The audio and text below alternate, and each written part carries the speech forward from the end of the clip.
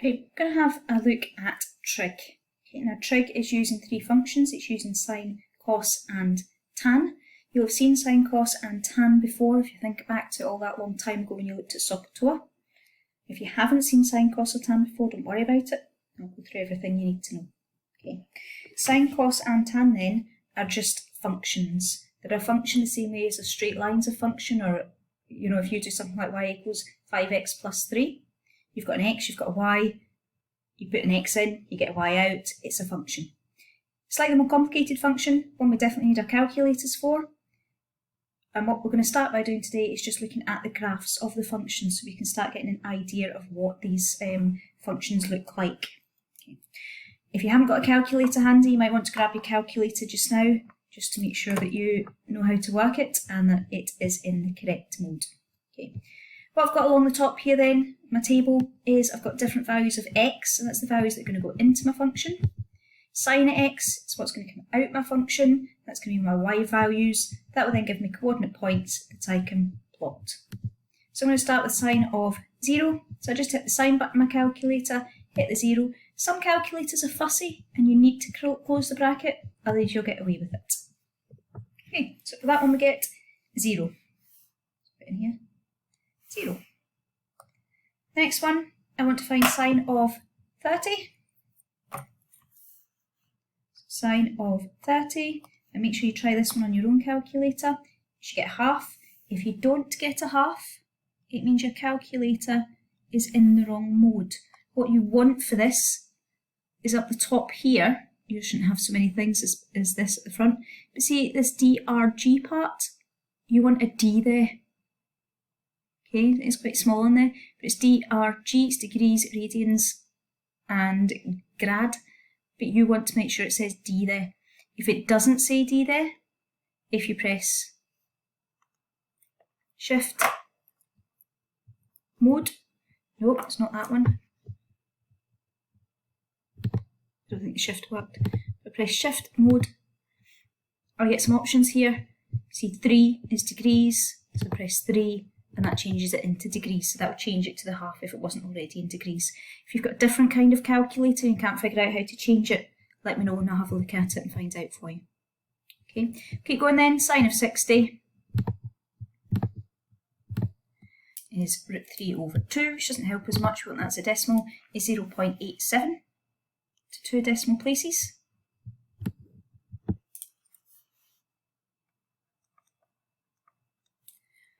I'm going to pause there and fill in the rest of this table. Okay, now you've got the idea. Okay, having a look at the rest of the table then, you should start to see a pattern. So we've got 0, 0.5, 0.87, 1, 0.87, 0.5, 0, minus 0.5, and it repeats the whole way along. Now these are coordinate points. So my first one is 0, 0. My next one is 30, 0.5, 90, 1, 120, 0.87, almost out 60, 0.5, 6, 7, 0.87 up here, same 120, 150 is back down to my 0.5, 180, 0, and we'll go down the way, so minus 0.5, minus 0.87, minus 1, minus 0.87, minus 0.5, and 0. To join it up, we want to join it up in a nice smooth curve, which is the part where this usually goes wrong, doing it on here.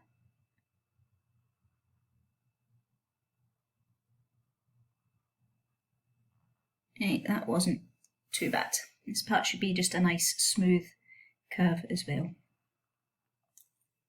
Okay, and that's what the graph of y equals sine x looks like. Okay, I've redrawn that again. That's a wee bit better. It should be a nice smooth curve.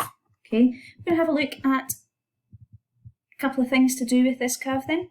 So this is the sine function. And we want to look at some of the different features. So if we have a look at this sine graph here, the maximum value, the highest value it goes on up to, is 1. Because at 1 it turns and starts coming back down. The lowest value it goes down to at -1, because at -1 it turns and starts coming back up. So we can say that the maximum value is 1, the minimum value is -1. Now, trig graphs have a period, and the period of a graph is how long it takes to repeat itself. This graph starts here at 0, goes up, round, turns, and back up to 0 in 360 degrees. So we say that this sine graph has a period of 360 degrees. Okay, I'm going to do the same thing with cos and with tan. Very similar idea. On your calculator, cos 0 equals 1, cos 30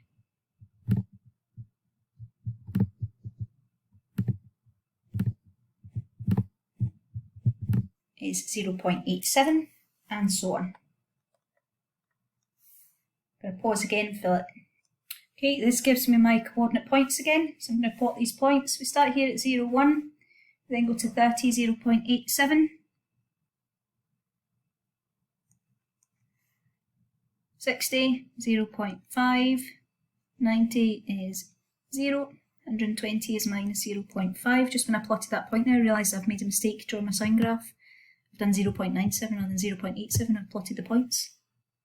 I'll go back and change the graph for you, but I'm not going to redo it, the video, just so it looks a wee bit better. It's minus 0.5, 0.6, 0.7, 0.678 there. Minus 1's jumped, it should be right the way down here. To 0, back up to 0.5, back up to 0.87, and all the way back up to 1. Now, this is a curve when we join this up. It doesn't go straight down, it curves down.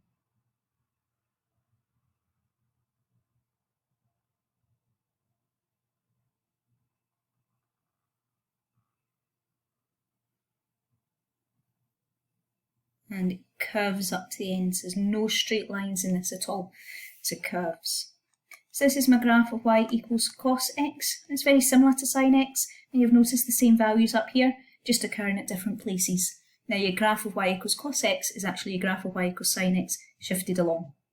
Okay, that would be me starting at 90 degrees from the sine graph and shifting round, so it's just been moved 90 degrees along the way. Cos graph, very similar to a sine graph. It has a maximum value of 1, it has a minimum value of -1, and it has a period of 360 degrees. That means it's going to repeat itself every 360 degrees. Okay, last one then is tan. I'm going to have a look at the graph of tan. So we start the same way. Tan of 0 equals 0, and let's fill in the rest from there. Okay, looking at my table to fill in my values for tan, you'll come across a couple of problems. First one will be at tan 90. If you do tan 90, you'll get a maths error. It's because tan doesn't make sense at 90 degrees.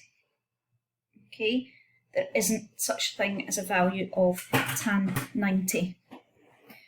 What I want you to look at instead is what happens if you look just before 90 and just after 90. So if we do tan of 89 degrees, we get 57.3.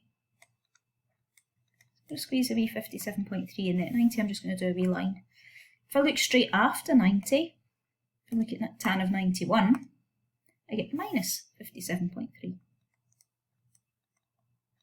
The same thing's going to happen at 270. Let's have a look what happens either side of 270 as well. Okay, the tan graph looks a wee bit different then. You've noticed I've not put any values in at the side here, so we're just going to plot these points really roughly. Okay, ignore that picture that just flashed up there. I tried to draw this and it went a wee bit wrong, so I'm trying again. It's quite tricky with this graphics tablet. Okay, my editing skills aren't the best either. Right, so we're just going to do this really roughly. So we start at 0.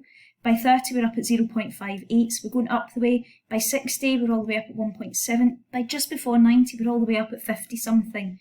Okay, what happens is it starts here and it comes up and it curves and it gets closer and closer and closer, try the drawing again, to that line at 90, but it won't ever touch that line at 90. That line at 90 is called an asymptote, and it will get as close to that line as possible, but will never cross that line. When we look at the other side of 90, oh, don't know what I've done there. Oh, right, I leaned on my graphics tablet, sorry about that. And the other side of 90, it goes all the way down to minus 57.3, which means my graph's all the way down here. I know then back at 180, it's back at 0, and just back before 270, it's all the way back up here. This asymptote works both ways. It won't touch it that side, it also won't touch it this side, but it goes down to the negative down here, curves in, crosses at 180, and curves and comes up.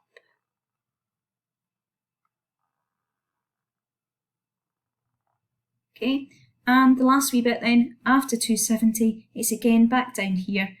This line's again an asymptote, so it won't touch that line. It'll come up and it'll curve and it'll go to 0 by 360 degrees. Try that last bit again. And it'll curve down and round from there. Okay, wee bit different, your tan graph. We just look at a few of the properties just now when I try and draw this graph in properly. Doesn't have any maximum and minimum values. It keeps going up here and it starts jumping up really quite quickly. We looked at tan of 89 to get that. Try tan of 89.9, 89.99, see what happens.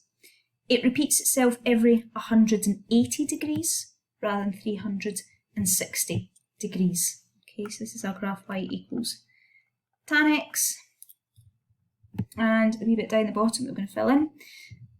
Well, there's no filling in, it's just explaining it here. So we've got a discontinuous graph this time.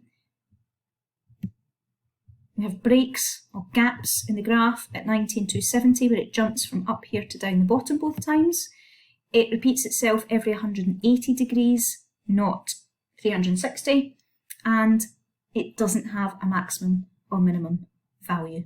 Okay, I'm going to show you these graphs drawn out by a computer program rather than by me, so you can see what they really should look like. Okay, let's move this over a wee bit. I'm going to start with y equals sine x. So there's our graph y equals sine x.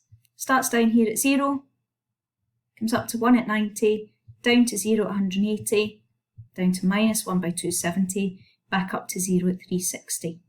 What happens with this graph is it continues on forever. If I scroll along, it continues on along the positive direction, and it will also continue along the negative direction.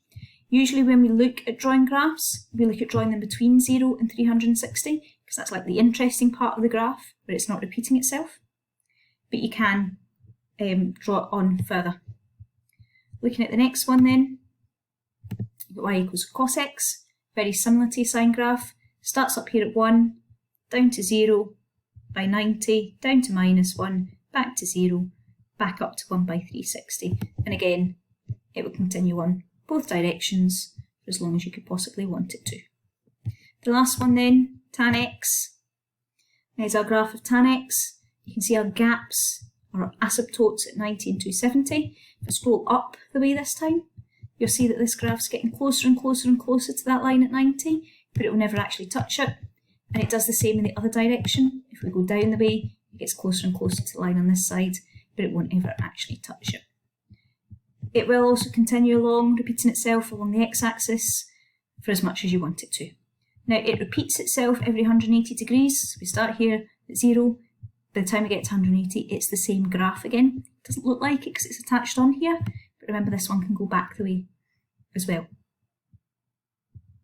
Okay, no maximum or minimum for this one either. Doesn't turn at the top or the bottom, just continues up and down forever. Although this one has a period of 180 degrees, we usually look at it between 0 and 360. You're usually asked to draw it between 0 and 360. Okay. Our next video then, we're going to have a wee look at sketching the graphs and making some changes to these.